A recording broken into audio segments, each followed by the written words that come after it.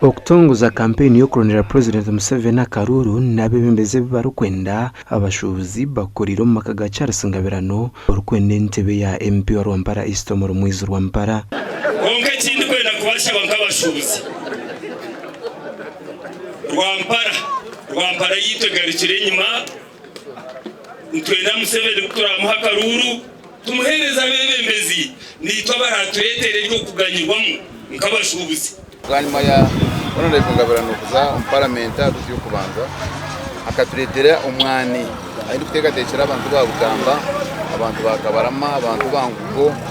twina tubyakasheko ahabwe be y'umwana yagireho umuringo nugugumuye abebembezi b'ibyaro mu constituency hine bagambere bitushasha munonga ahabwe shonga y'intaro ezigire mu bantu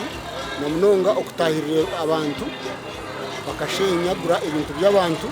yatukuriraho ubwembezi burundu yabyatwa ubuhereza yaturetera imiti yaturetera amajyani yaturetera umwani no mu byaro byitwa abasigaza ko babine mice mibi abakuba bakunywa munonga marwa bakuresa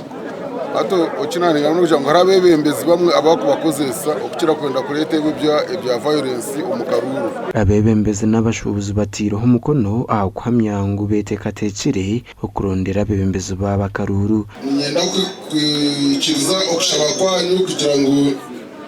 supportinga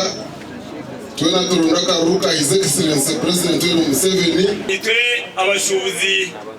ba Rwampara East twehireyo kurondera His Excellency Yoweri Kaguta Museveni umuganda ukorwa mu district ya Mitomo mu Ruhinda South athakazora mu besimbere ahantebe mu ishengero ahabwa Ruhinda South hasibiro mu Rumutara